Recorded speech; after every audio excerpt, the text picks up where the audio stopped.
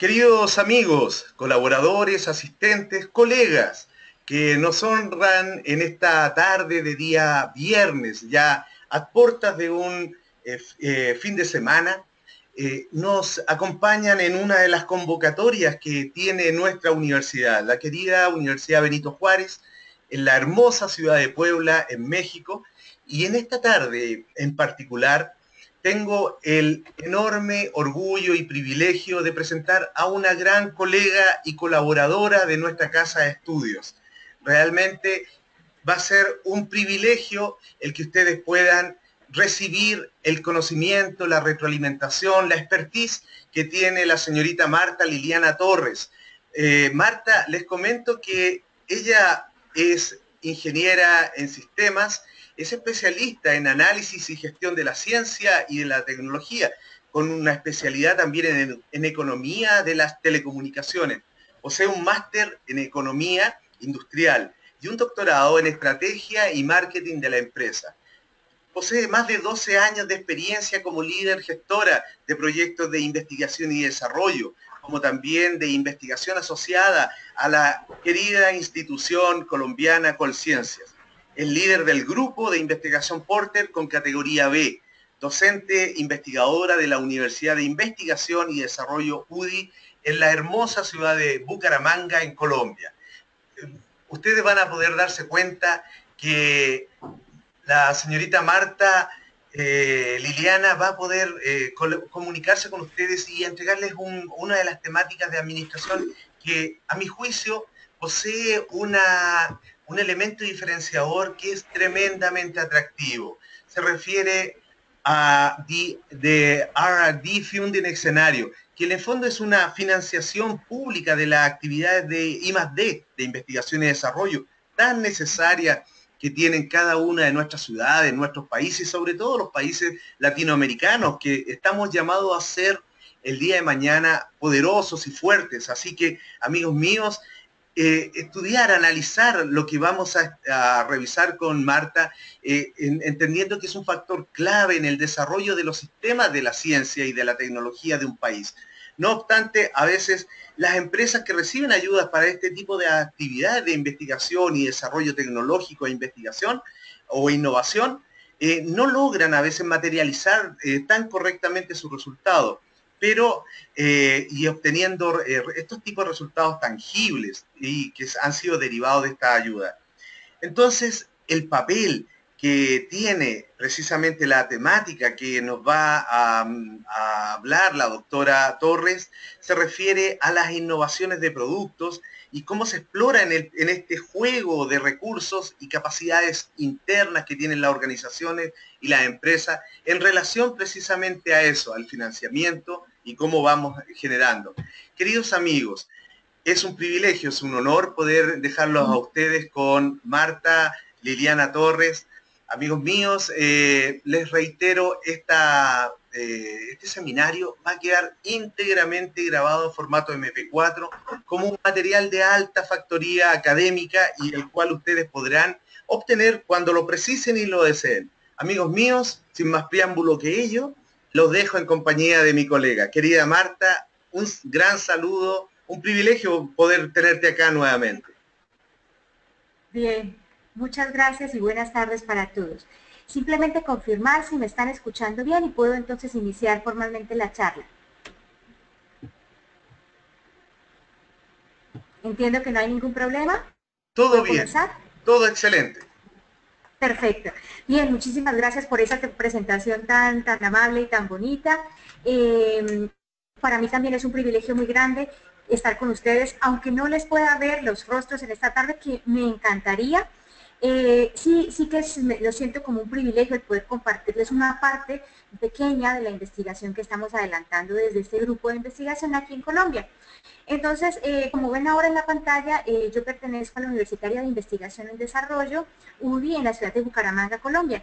Para los que no han tenido la oportunidad de visitarnos, los invito, de verdad, nosotros tenemos escenarios de investigación, de divulgación de la ciencia y la tecnología, que si tengo la oportunidad se los compartiré a través de la organización de la Universidad Benito Juárez. En cualquier caso, a ver, paso la diapositiva. Para empezar mi charla, a mí me gustaría hablarles de ese sitio tan bonito que se ve en la pantalla. Este sitio se llama Asintec, es un centro de alta tecnología dedicado al textil y confección. Esto estaba en España y allí es donde me desempeñé como directora de desarrollo corporativo y directora de la oficina de transferencia de resultados de investigación durante casi 12 años. Fue allí donde se gestó la idea de esta investigación, de esta propuesta que les estoy presentando hoy. Y ya les explico por qué. En la pantalla ven estas tres imágenes que corresponden a tres prendas de tipo inteligente. Seguramente muchos de ustedes habrán oído hablar de las prendas inteligentes. La primera, por ejemplo, es una camiseta, la de color amarillo, que tiene integrado en la propia prenda unas zonas de electroestimulación y fue diseñada para pacientes con trastornos lumbares, de forma que, bueno, en este momento en la foto tenía todavía cables la prenda conectados al aparato de electroestimulación, pero ese fue un prototipo que posteriormente evolucionó y se eliminaron los cables. Entonces esta prenda, al mismo tiempo que el individuo la viste, estaba suministrándole la electroestimulación en la zona lumbar para atacar la lesión que tenía esa persona. La segunda prenda es una chaqueta motera que utilizaba la policía española, que nosotros diseñamos desde el centro, que tiene integrada en la parte posterior, en su espalda, un panel fotovoltaico que le permite capturar energía solar, transformarla en energía eléctrica, almacenarla en una batería que estaba integrada en una de las mangas de la chaqueta, y con esa batería, con esa energía, poder alimentar dispositivos de comunicación que llevaba cada policía. Y la tercera prenda, por ejemplo, es una chaqueta motera que incluye, integra en su manga controles para activación del MP3, de tal forma que el motorista puede ir escuchando música y controlando el volumen desde su propia prenda. Entonces, ¿qué pasa? Prendas como estas eran desarrolladas con apoyo total del Centro Tecnológico de Asintec, tanto en la consecución de fondos de ayudas públicas para elaborarlas por parte de las empresas. Aquí vemos una foto de una empresa de confección de las que nosotros apoyábamos en España. Entonces también les ayudamos tecnológicamente, pero también les ayudamos a conseguir fondos, a conseguir dinero para que los empresarios españoles pudieran materializar sus ideas innovadoras, como se ve en esta diapositiva. Pero ¿qué pasaba? Para los que, digamos, no estén tan familiarizados con el término ayudas públicas, pues yo incluí esta diapositiva en este punto de la presentación, porque nos preguntamos muchas veces qué son las ayudas públicas y cómo financiar nuestros proyectos de innovación. Pues en Europa, que es donde tengo la mayor parte de mi experiencia como directora de proyectos, pasaba una cosa muy particular que está, entiendo, pasando también ahora en los países de América del Sur. Hay una cantidad importante de dinero en términos de ayudas públicas que está yendo a las empresas para que ellas desarrollen sus proyectos de innovación o de desarrollo tecnológico o de investigación. Entonces, por ejemplo, en la diapositiva vemos a Carmen Calvo, antigua ministra del Gabinete de Gobierno de España, diciendo: el dinero público no es de nadie. Entonces, fíjense ustedes, el dinero público no es de nadie. ¿Qué pasa con lo que no es de nadie? Se utiliza libremente, se malgasta, se tira a la basura. ¿Qué se hace con lo que no es de nadie? ¿Cierto? Ahí está la primera reflexión.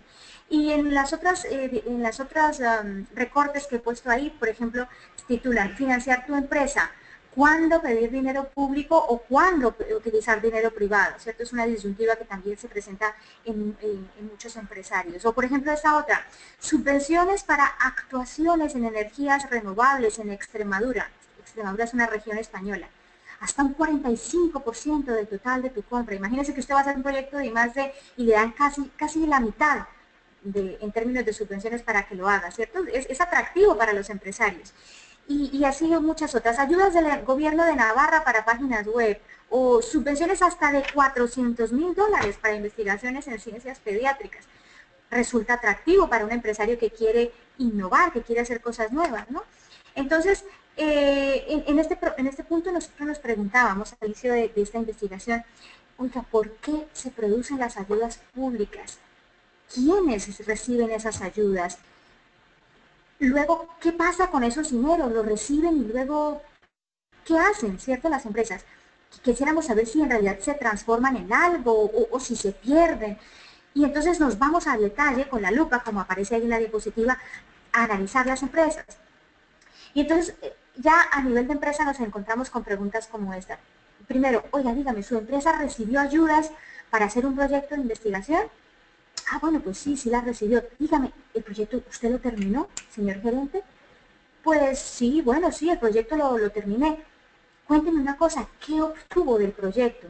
¿Obtuvo alguna patente? No, patente, ¿cómo se le ocurre? Patentes son las grandes empresas. Ah, bueno, sí, no se preocupe, pero ¿obtuvo algún diseño industrial? De pronto, si el proyecto involucraba acciones de electrónica, ¿se diseñó algún circuito electrónico? O si el proyecto era más bien hacia la gestión empresarial o la gestión interna de la empresa, se registraron algunas innovaciones de proceso, de procedimiento, de algún tipo. Entonces los empresarios se quedan un poco chocados, ¿no? Es ahí donde surge esta investigación. ¿Cómo podemos medir nosotros como investigadores en las áreas económicas y administrativas si existe una forma de medir esos resultados que se generan a partir de estas ayudas? Por eso precisamente el título de la ponencia, ¿no? El escenario de financiación de la I+D. Entonces, los integrantes de esta investigación, bueno, yo los he mapeado aquí en esta diapositiva, ¿quiénes somos? Estoy yo por parte de la Universidad, de la Universitaria de Investigación y Desarrollo, está mi hermosa bandera, está Rebeca Méndez de la Universidad de las Islas Baleares, en España, y está también el doctor Felipe Hernández Perlines de la Universidad de Castilla-La Mancha. Entonces, fíjense, hay 3 doctores interviniendo en esta investigación. Una de dos, o sale algo muy bueno, muy llamativo, muy interesante, o sale algo totalmente loco, ¿no? Pero vamos a ver, yo les voy a contar qué es lo que ha salido hasta ahora. Antes de, digamos, entrar en materia, quiero hablar de las bases que soportan esta investigación, que están en esta diapositiva. Hay un término muy importante para que ustedes entiendan a partir de ahora lo que voy a comentar, y es el denominado market failure. Market failure está aquí en la diapositiva. Quizás algunos de ustedes lo hayan oído, es los fallos de mercado, los famosos fallos de mercado que fueron postulados por el señor Arrow en 1962. ¿Y qué es esto?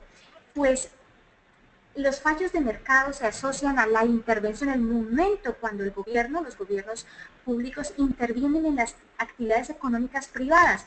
Entonces, ustedes se preguntarán, pero ¿por qué no el gobierno no deja simplemente que cada empresario mire a ver cuánto quiere invertir en I+D y ya, y el que quiere invertir, que invierta, y el que no, pues que no invierta, y no pasa nada? Pero la relación no es tan plana, porque en economía, muchos de ustedes lo habrán tratado, existen puntos de equilibrio. Hay un punto de equilibrio óptimo para invertir en investigación y desarrollo, está el punto de equilibrio para invertir en salud, en industria, en educación, y cada país tiene su punto de equilibrio, y por regiones también está distribuido. Entonces, cuando la economía no alcanza por sí mismo el punto de equilibrio óptimo en cuanto, en este caso, a inversiones en I+D, el gobierno debe intervenir, está llamado a intervenir, otorgando dineros en forma de subvenciones para ayudar a equiparar ese fallo de mercado, a nivelar ese fallo de mercado e intentar que la economía alcance el nivel óptimo, más cercano al óptimo posible en cuanto a dineros invertidos. Entonces aquí está la segunda frase. Las empresas actualmente están underinvest, están subinvirtiendo en actividades de I+D, y entonces eso produce una distribución ineficiente de los recursos para investigación y desarrollo. Y hasta ahora, ¿qué pasaba? Resulta que sí que habían muchos estudios como el que nosotros teníamos la intención de hacer en términos de medir qué pasaba con esas ayudas, pero la mayoría de estos estudios se centraban en medir patentes. Entonces vamos a ver cuánto dinero se repartió y cuántas patentes se obtuvieron a los 2 años o a los 5 años. Y las patentes son un buen indicador de la actividad de I+D, pero no son el único, y además tienen un problema, y es que las empresas que generan patentes no son en general empresas pequeñas y medianas, son empresas más grandes, que tienen un mayor presupuesto, que tienen más experiencia en I+D y que tienen quizás una trayectoria de investigación mayor. Entonces estábamos dejando por fuera de esa medición a las pequeñas y medianas empresas, que en el caso colombiano, en el caso español y de algunos otros países latinoamericanos son las que conforman la mayor parte del tejido empresarial. Entonces, si tomábamos las patentes otra vez, primero estábamos equivocándonos porque muchas investigaciones ya las habían usado como indicador de resultados de I+D.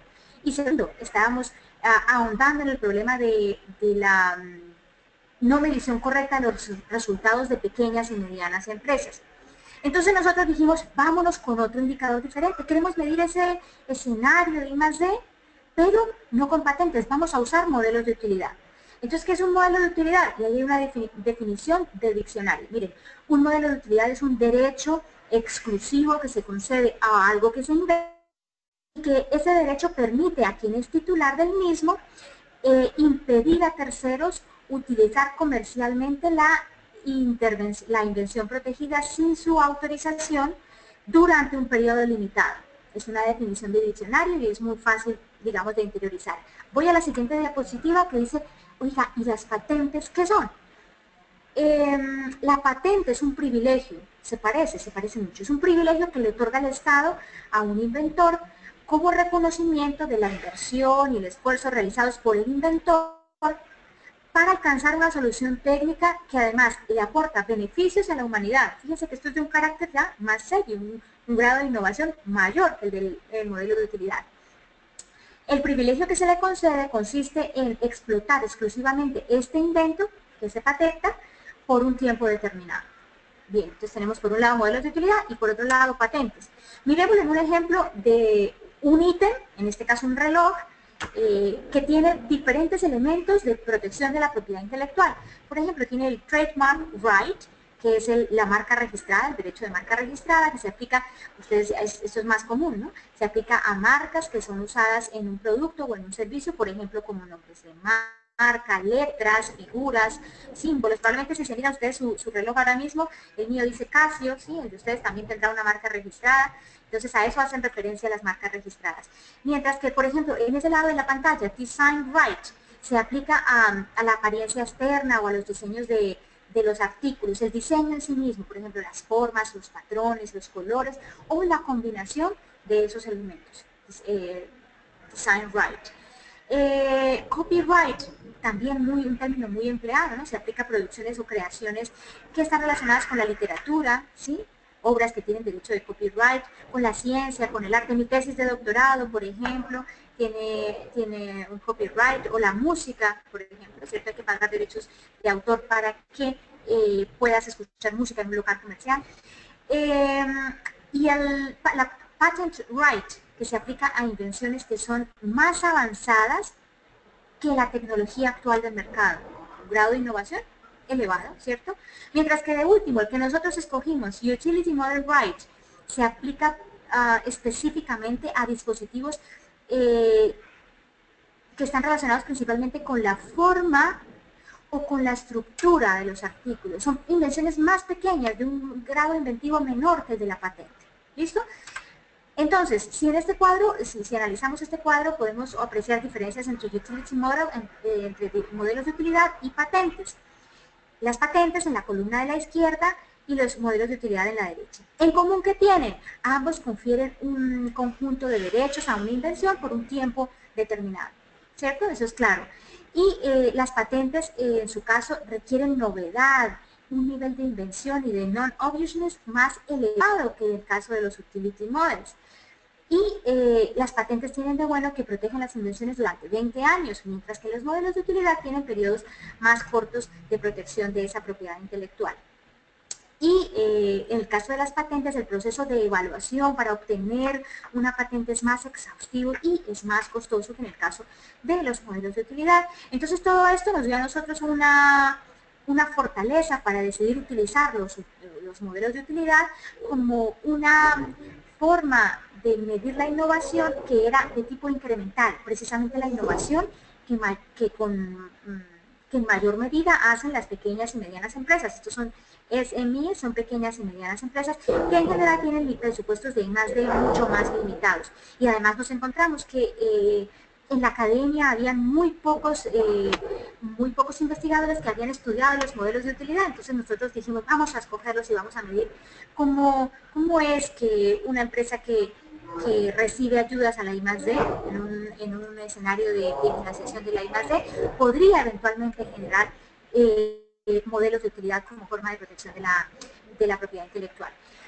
Bien, en esta diapositiva, entonces, Hasta la anterior ya tengo, digamos, compartido con ustedes lo que es la primera parte de la investigación, que es por qué escogimos los modelos de utilidad como forma de medir el impacto de la financiación de la I+D.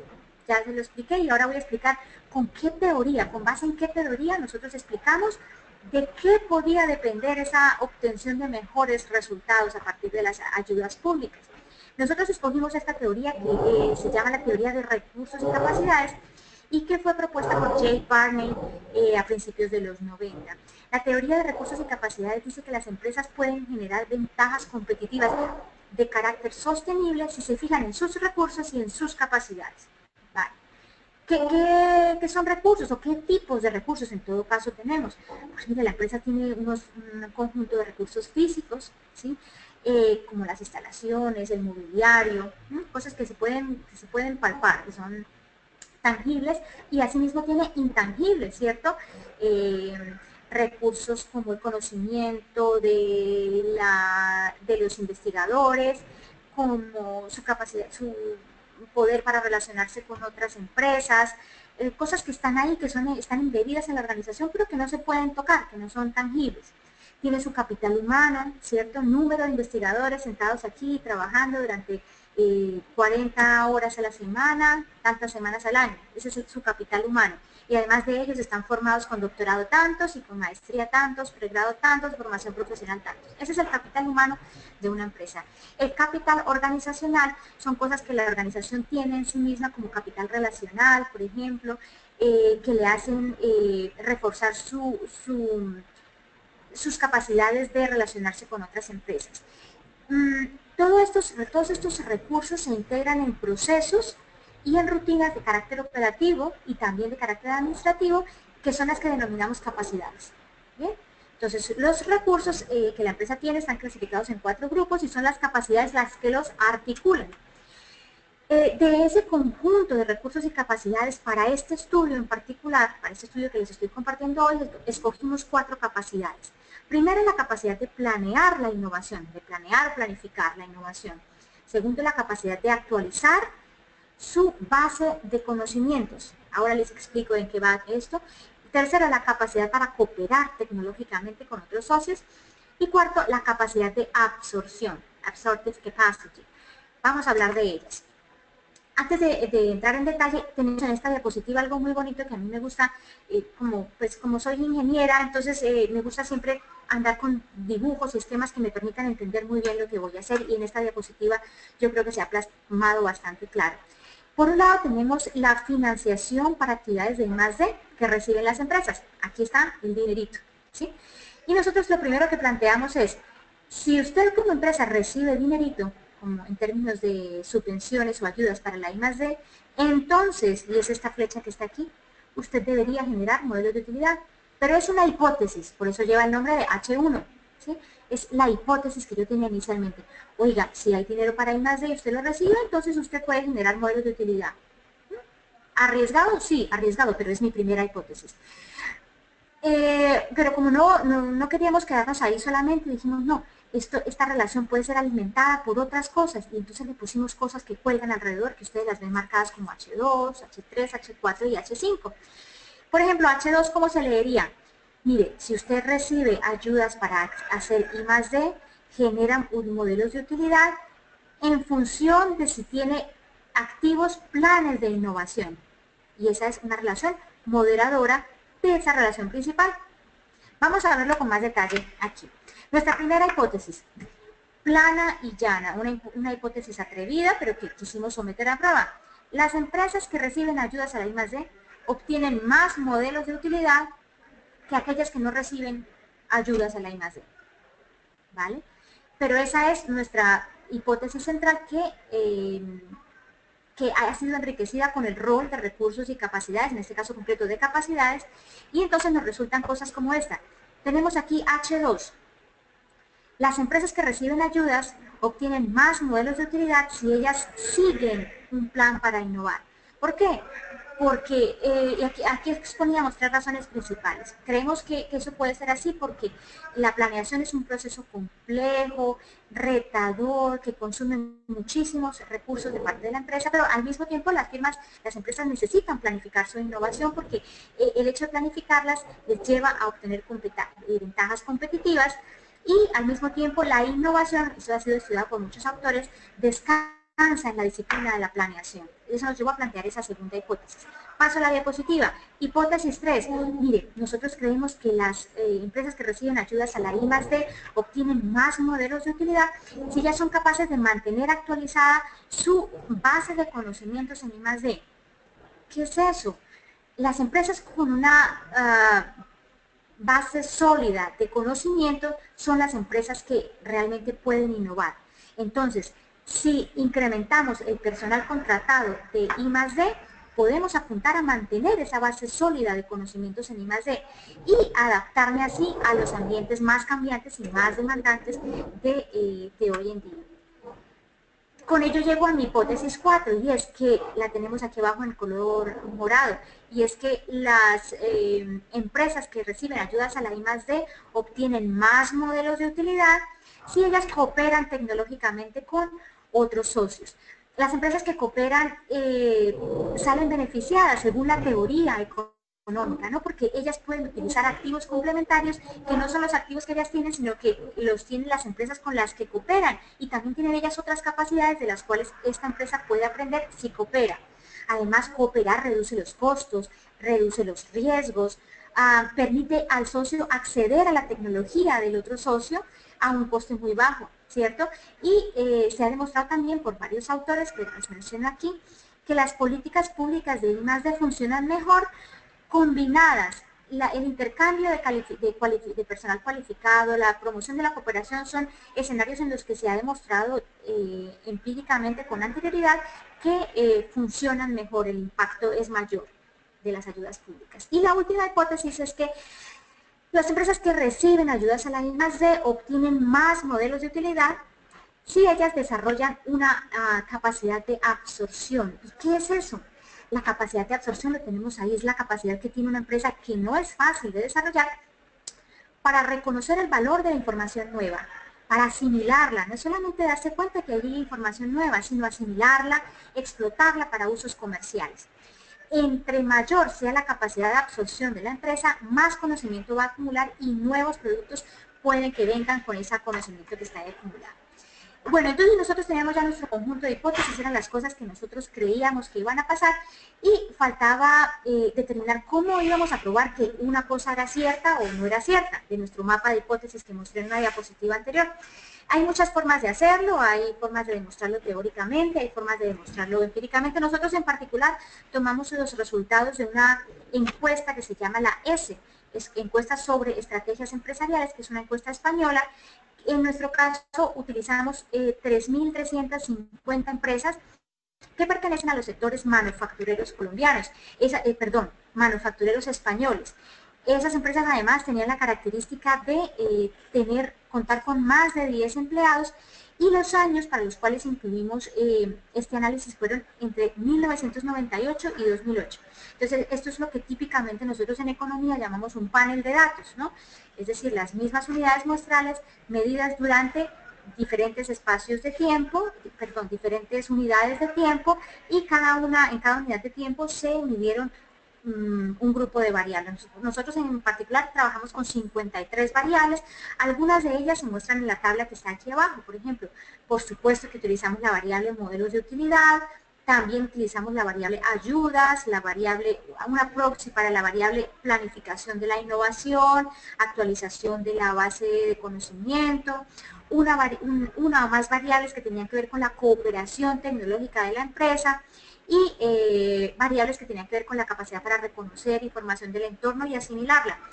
Y luego en esas ecuaciones, porque al final lo que se arma con esto son un conjunto de ecuaciones, en esas ecuaciones diferenciamos por variables que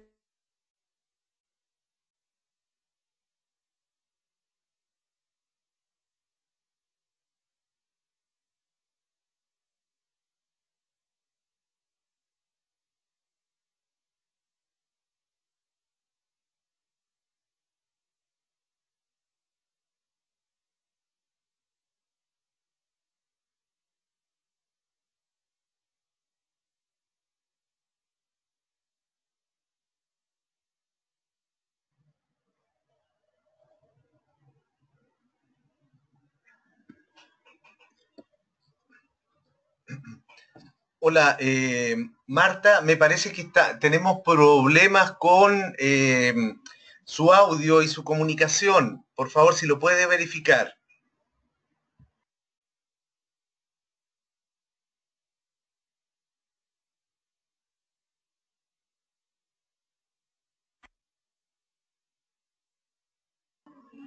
Por ahí sí, ahí estamos correctos. Sí, Ahora acabo de conectarme otra vez, ¿me oyen? sí, le escuchamos bien ahora. Sí, gracias. ¿En dónde se quedaron? Sí, quedamos en la interpretación del modelo que estaba realizando usted ahora. Yo voy pasando las diapositivas y ustedes me dicen dónde quedaron, dónde quedé, ¿sí? Perfecto, a ver. Es, se- la, no, es la que está en este momento indicada en pantalla. Ahí se quedaron. Sí, pero, Ay, no, yo había pero avanzado muchísimo más. a ver, la siguiente, a ver, por favor. Porque Es que no tengo el... la perdimos cerca de 2 minutos, 2 o 3 minutos. Ay, vaya. Yo no tengo el control ahora de la pantalla. A ver,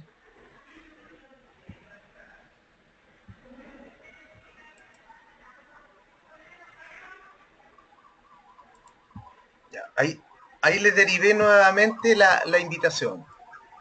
Ajá, vamos a ver. Mm, ¿Esta o antes? Antes. Ahí, en esa quedamos. Bueno, entonces retomo quizás desde aquí. Aquí presentaba el modelo en general y a partir de ahí empezaba a explicar lo que eran las hipótesis. En esta Esa, diapositiva estaba hablando, ¿esta sí la escucharon? sí, esa la escuchamos, sí. Bien, entonces a Ya. partir de ahí empezamos a, retomo ya, ¿me oyen bien? Perfecto. Vale, vamos a ver si hay suerte ahora. En esta diapositiva empezaba a hablar de las hipótesis que son, digamos, las que moderan la relación principal. En el caso de H2 nosotros planteamos, mire, las empresas, y está aquí en morado, las empresas que reciben ayudas a la I+D obtienen más modelos de utilidad si ellas siguen un plan de innovación. ¿Sí? ¿Y por qué un plan de innovación? Porque planificar es un proceso complejo, que es intensivo en recursos, consume muchos recursos de la empresa, pero es que además las empresas necesitan planificar su innovación para ganar ventajas competitivas frente a otras del mercado. Y además la innovación, demostrado empíricamente por muchos académicos, es una estrategia en la que reposa sobre la que reposa la disciplina de la planeación. La tercera hipótesis en este caso, mire, nuestra hipótesis decía, las empresas que reciben ayudas a la I+D obtienen más modelos de utilidad, pero si ellas son capaces de mantener actualizada una base de conocimientos. ¿Por qué? Porque aquellas empresas con una base sólida de conocimientos son aquellas que tienen éxito en la innovación. Y el hecho de incrementar su personal dedicado a actividades de I+D hace que pueda la empresa mantener una sólida base de conocimientos. Esa es, digamos, la fortaleza de estas empresas. Y las empresas que contratan entonces personal dedicado a la I+D son aquellas que se adaptan más fácilmente a los ambientes actuales. Esa fue nuestra H3. La H4, ¿qué decíamos? Mire, las empresas que reciben ayudas para la I+D obtienen más modelos de utilidad, que es nuestra variable principal de estudio, si cooperan tecnológicamente con otros socios. ¿Y por qué la cooperación tecnológica? Es que mira, las empresas que cooperan, sucede que ellas tienen acceso a activos complementarios y a otras capacidades que les permiten innovar más, que son cuáles capacidades y cuáles activos los que tiene precisamente la otra empresa con la que estoy cooperando. Además, el hecho de cooperar reduce los costos, reduce los riesgos, permite acceder a ciertas tecnologías del socio tecnológico y a cierto conocimiento que tiene el socio tecnológico diferente de pronto del conocimiento que tengo yo como empresa. Eso para la hipótesis 4. En el caso de la hipótesis 5, todas estas, repito, son las hipótesis de investigación sobre las cuales nosotros planteamos que íbamos a construir, que íbamos a demostrar una hipótesis principal, ¿no? Entonces, y llegamos a la capacidad de absorción. esta capacidad es la que tienen algunas empresas de identificar nueva información del entorno, pero no solo identificarla, sino asimilarla. Y además, esto es el nivel ya más difícil de la absorptive capacity, que es explotar esa información para propósitos comerciales.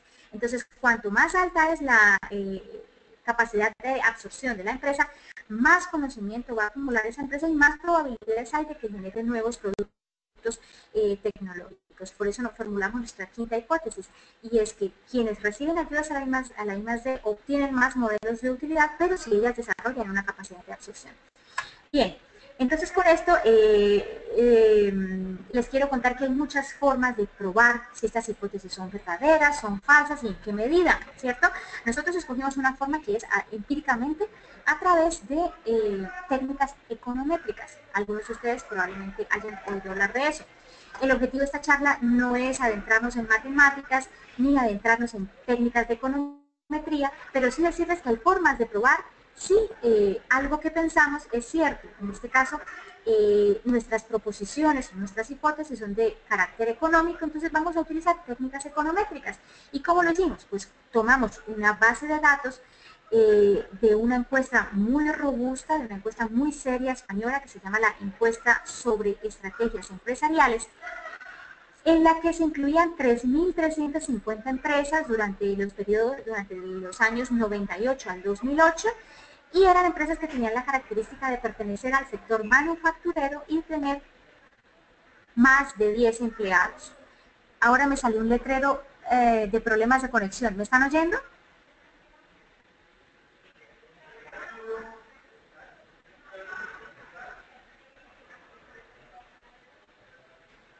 No sé si el moderador puede intervenir e indicarme si me están escuchando perfecto. Sí, le escuchamos perfecto, Marta. La señal está bien, el audio bien, está todo ok.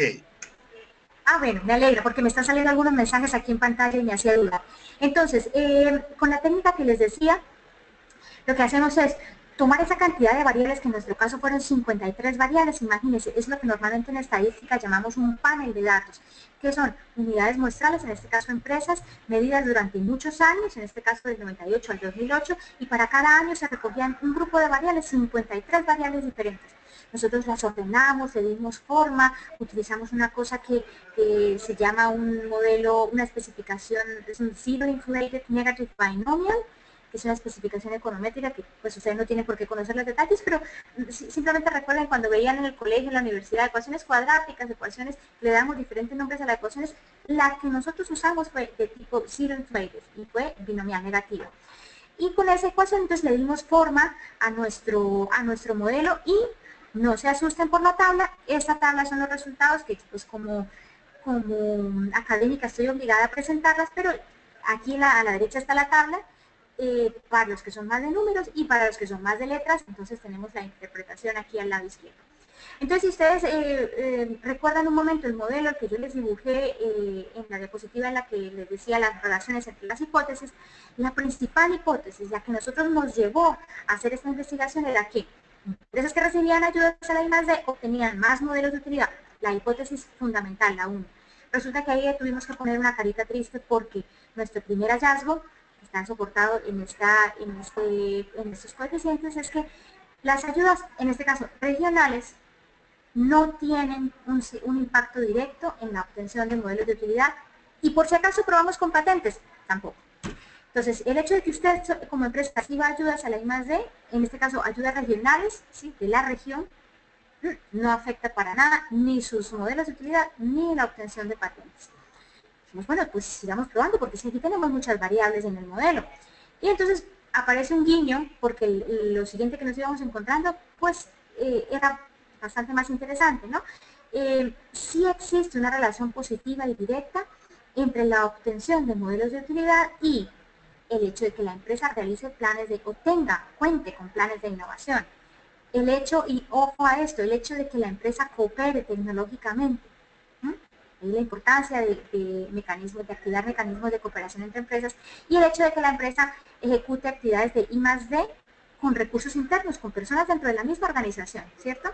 Y probamos eso para modelos de utilidades y nos dio positivo, y probamos eso para patentes y digo, sí, también para patentes es el mismo escenario.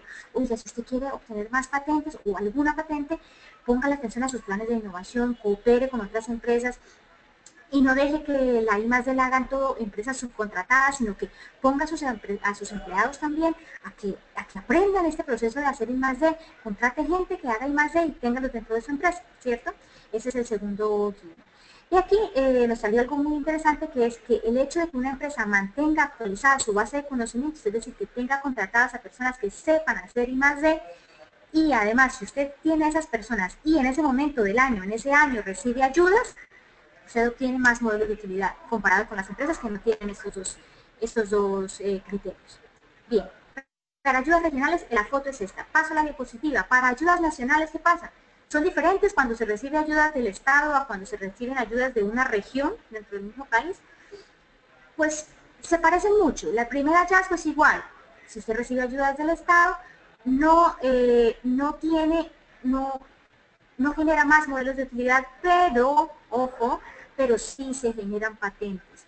Esto es más o menos lógico si se piensa que las ayudas de las regiones van encaminadas a otro tipo de actividades innovadoras, mientras que las ayudas nacionales del país van más hacia actividades de I+D, que son las que en general pueden producir o tienen mayor probabilidad de producir patentes, ¿no? Innovaciones más radicales.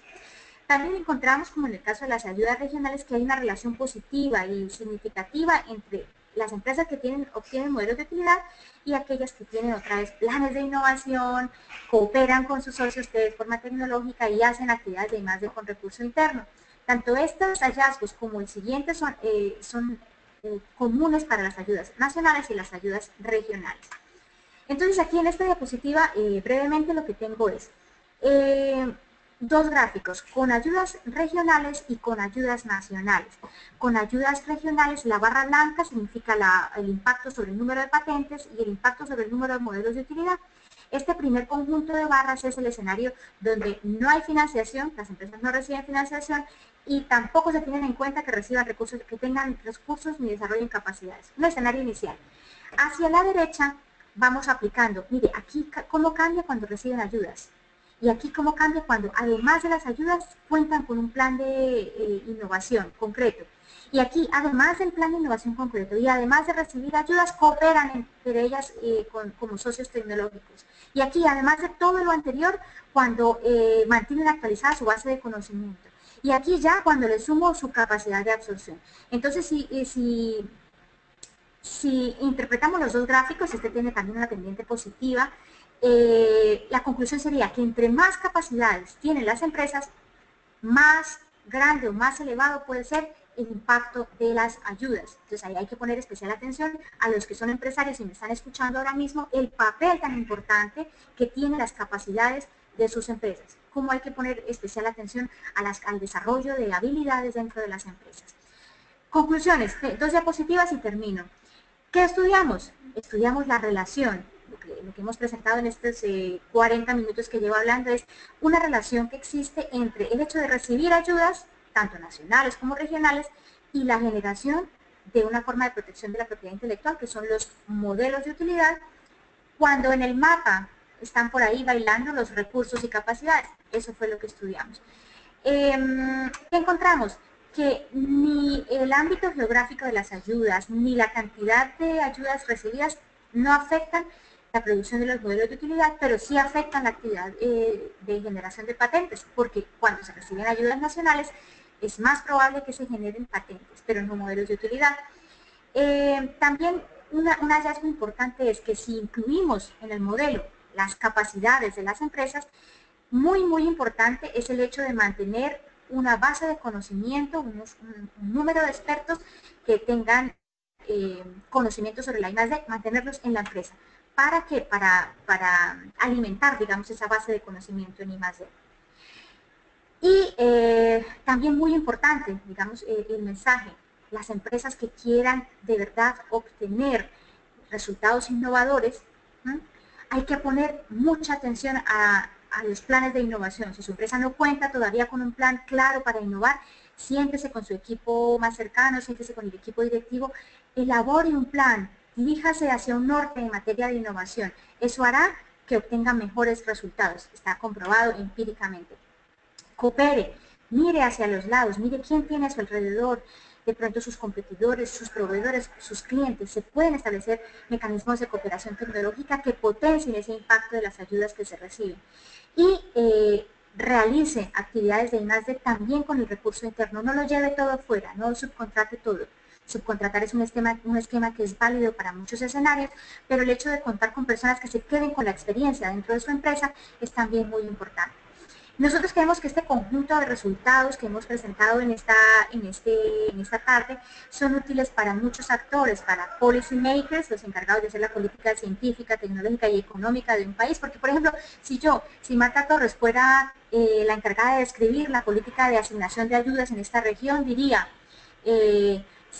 como requisito para entregar una ayuda en esta región colombiana, se valorará que la empresa presente la solicitud de ayuda en cooperación tecnológica con otra empresa. ¿Por qué? Porque ya sé que está demostrado que quienes cooperan obtienen mejores resultados.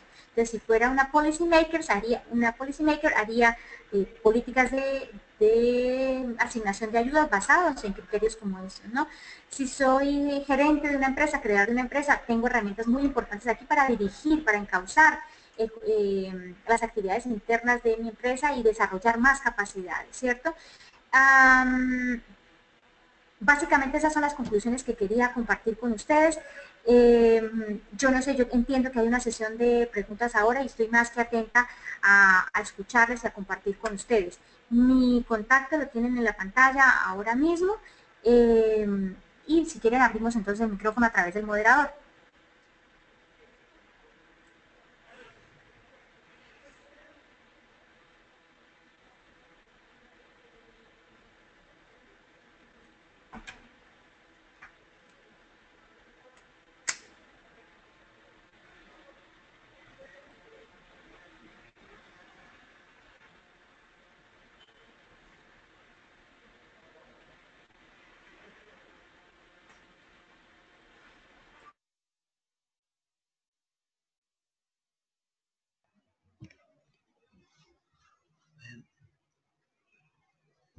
Querida Marta, ya estamos acá conectados. Estoy mirando, haciendo un paneo de las consultas que tenemos de parte de nuestros asistentes, así que, y en forma paralela a ello también hay algunas consultas de colegas que quieren realizarla en forma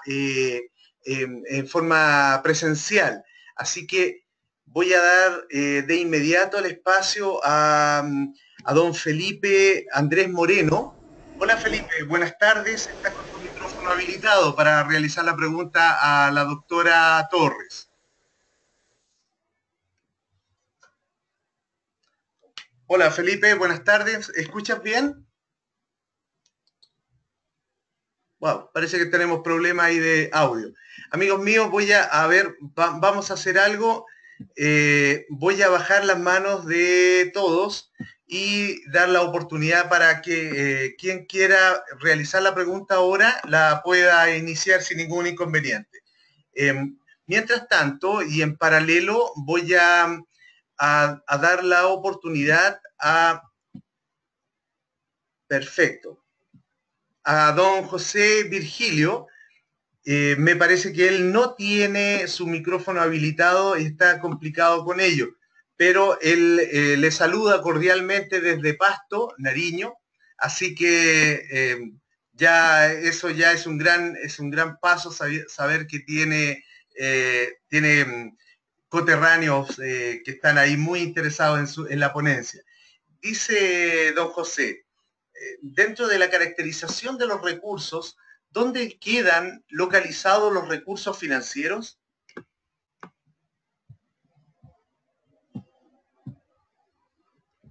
Eso. Perdón, está sin audio, Marta.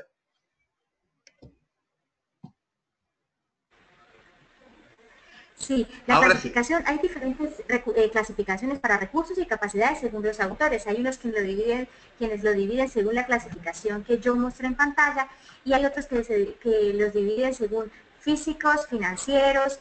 Hay diversas clasificaciones. Si yo usara la que empleé y mostré hoy en la diapositiva, yo diría que los recursos económicos están de pronto dentro de los recursos físicos. ¿Por qué lo metería ahí? Porque ese dinero se puede tocar al final de cuentas, ¿no? Yo puedo palpar el dinero y lo puedo ver, no es un intangible, ¿no? Entonces, si tuviera que escoger esta clasificación, yo diría que el dinero estaría en los físicos.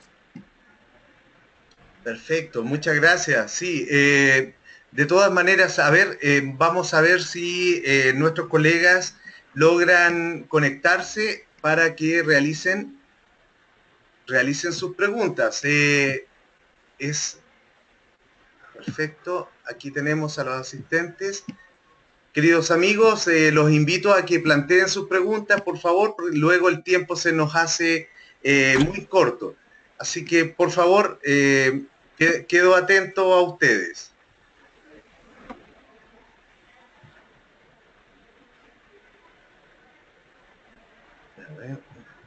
Está procesando todavía la información, todas las notas que tomaron. De seguro, Sí. sí. A ver, mira, de todas maneras, Marta, precisamente acá don José Virgilio complementa también la pregunta y dice, dentro también de la gestión del recurso financiero, ¿cuál es la pertinencia porcentual de su distribución para optimizar básicamente los modelos de utilidad? Pertinencia porcentual de distribución para... No fue objeto de esta investigación. Nosotros lo que incluimos en la ecuación voy a ir a a una diapositiva anterior, la tabla donde muestro qué variables incluimos. No las mostraba todas, pero sí, sí una relacionada con lo que me está preguntando mi par. Dice aquí, variables de control. Incluimos una variable que es el gasto en I+D.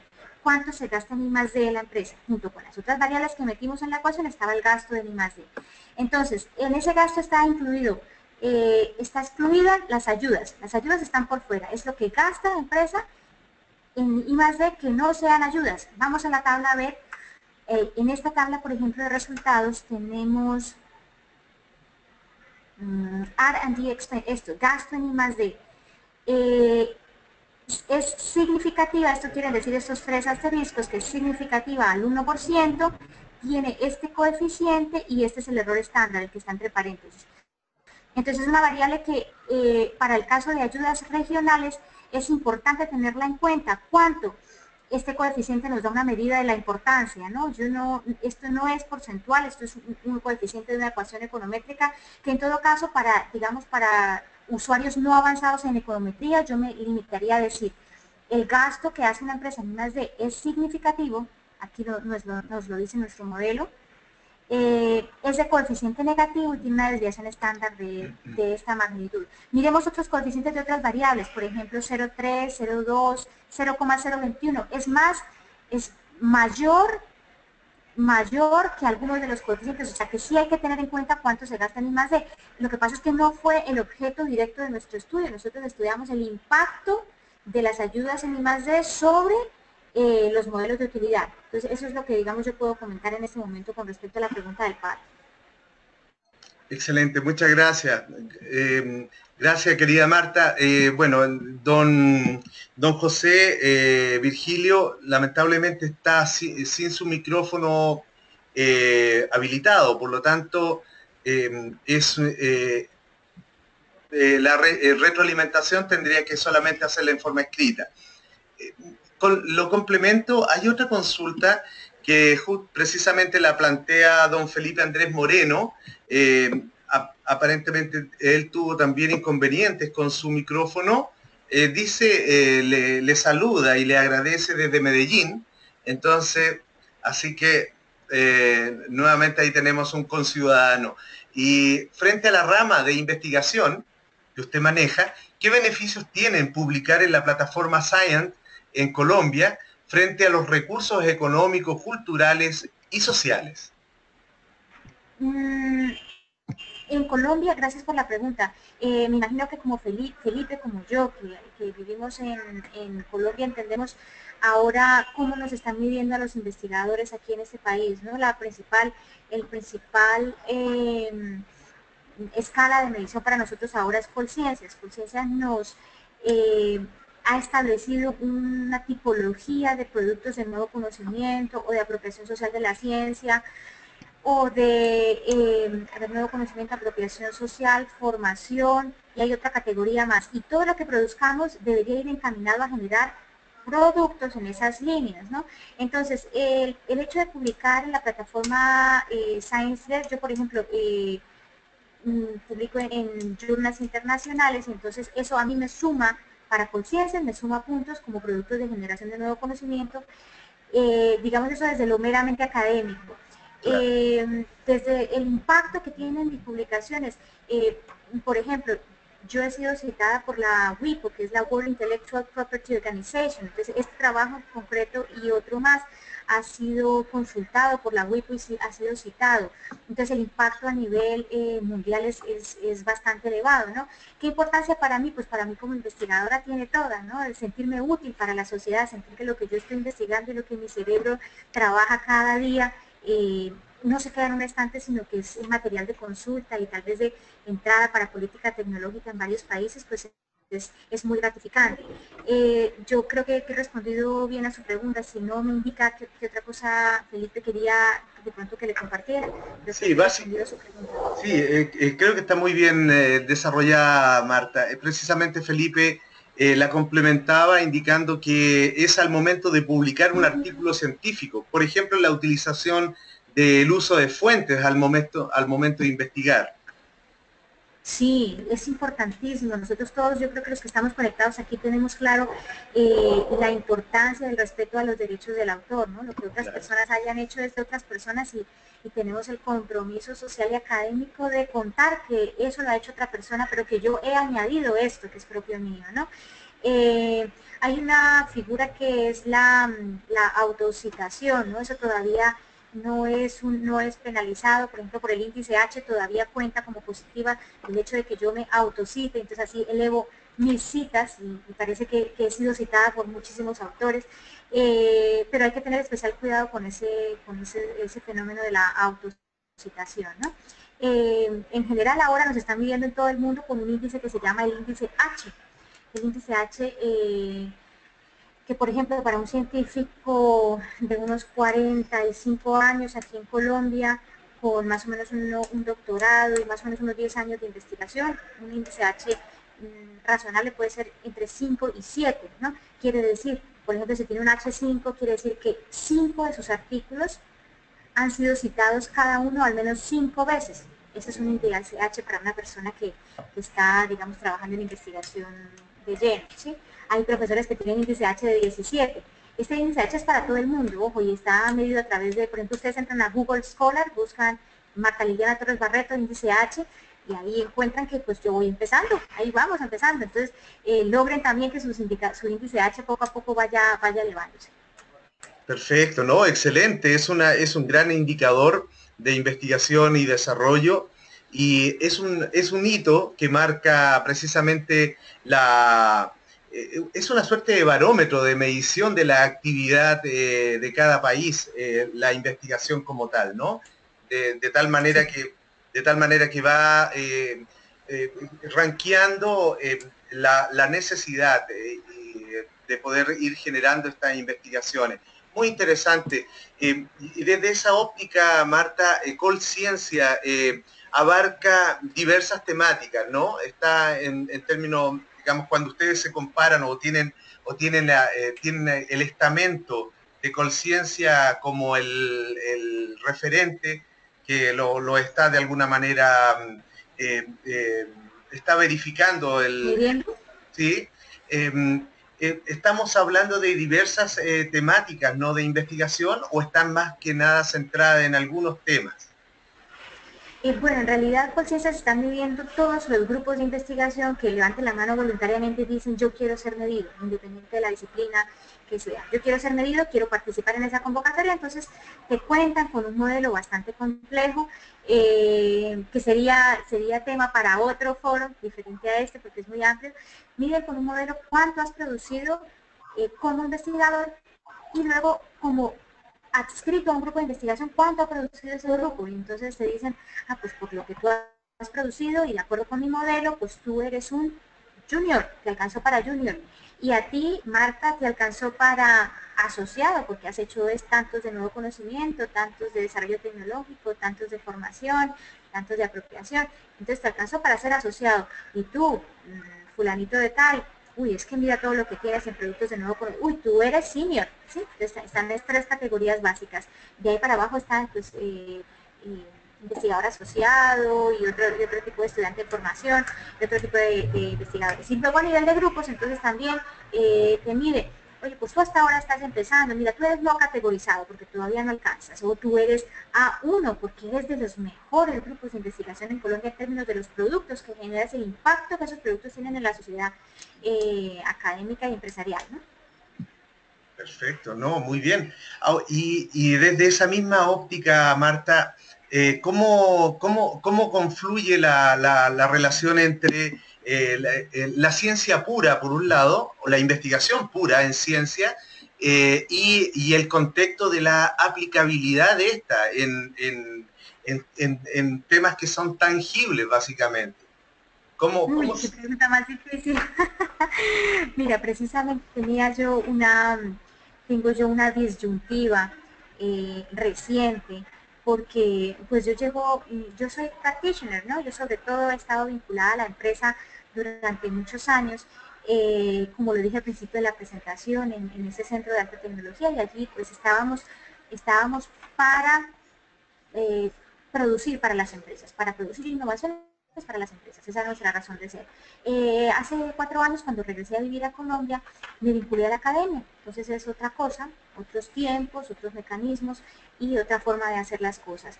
En la academia, hasta en los últimos años, pues yo me he dado cuenta aquí en Colombia que estamos muy dedicados a la investigación y que hay esa desconexión entre lo que es la investigación aplicada o incluso la investigación básica y las innovaciones reales en las empresas.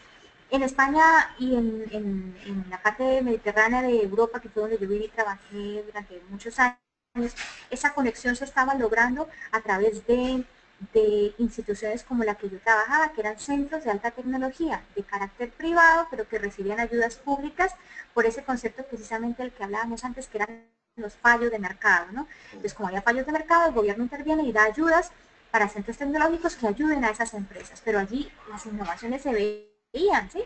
Se veía palpable. Es verdad que a veces el resultado de un proyecto de investigación pues no daba como tú esperabas, pero al fin de cuentas se hacía labor de investigación. ¿Por qué daba ayudas el gobierno a los centros privados? Porque las universidades en su función académica, en su rol académico, se olvidaban digamos, de conectar, de hacer ese puente con las empresas. Entonces esos centros funcionaban bastante bien, lo que pasa es que luego ya vino la crisis y ya todo cambió y las ayudas a la I+D disminuyeron y el panorama, digamos, en Europa ha cambiado un poco, pero en Colombia yo creo y en algunos países de América Latina, ustedes me dirán que conocen la realidad de cada uno de sus países, si en realidad hacen falta mecanismos que hagan de puente entre lo que es la academia y el sector empresarial, porque innovaciones siempre estamos necesitando, pero los empresarios se encuentran ocupados ejecutando su día a día, ¿cierto? Y por otro lado los académicos se encuentran ocupados en sus laboratorios o en sus centros de investigación, ahí muy agachados sobre su computadora. Entonces un mecanismo que permita conectar esos dos escenarios, yo creo que sería muy interesante que lo miráramos al interior de cada una de nuestras regiones. Sí, sí, en realidad es una gran reflexión, Marta. Efectivamente hay esa suerte de desconexión entre estos dos mundos o estamentos y, y eso es, de alguna manera ha canalizado algunas de estas empresas de tecnologías o también que están financiadas por los gobiernos básicamente y de alguna forma ir generando el levantamiento de la información y de esos talentos para poder aplicarlo al mundo real de la empresa, literalmente. Se da la tónica en los países donde he estado, donde generalmente es complejo que un académico, un doctor, un PhD, por ejemplo, eh, se inserte muy óptimamente en una empresa privada, por ejemplo. Eh, Justamente ahí suele haber este tipo de desconexión. Lo bueno sí es que el tránsito apunta a que esto va a cambiar. Las empresas en general se han dado cuenta de que desde dónde pueden sacar precisamente la información de primera línea y aplicarla es precisamente el mundo de la investigación universitaria. Así que creo que vamos, de alguna manera, estamos llamados a tener un gran desafío como Latinoamérica, ¿no? Así es, estoy de acuerdo contigo. Así que no, perfecto. Muy bien, pues querida Marta, agradecido por toda tu pertinencia, tu tiempo, tu gran presentación y recordarle también a nuestros asistentes que este webinar ha quedado íntegramente grabado en formato MP4. Así que, Marta, de parte de la Rectoría, los agradecimientos hacia ti, las congratulaciones también de parte de distintas asistentes de diversas nacionalidades. Así que nuevamente muchas gracias por todo tu tema. Y tus palabras al cierre. Muchísimas gracias a ustedes, de verdad ha sido un momento interesante y desde luego a mí siempre me gusta compartir a los que estudiamos este tipo de, digamos, de temáticas, nos gusta compartirlas porque nos gusta que otras personas en otros lugares del mundo sepan lo que estamos haciendo. Compartir de pronto nuestros resultados porque en muchos escenarios salen comentarios que enriquecen o que nos hacen cambiar, digamos, un poco el curso de nuestras investigaciones. Para cualquier inquietud, de verdad, estoy disponible en el correo electrónico que está en la pantalla y con el mayor de los gustos quedo a su disposición y tanto para lo que la Universidad Benito Juárez estime oportuno como para sus consultas individuales a través del correo. Muchas gracias.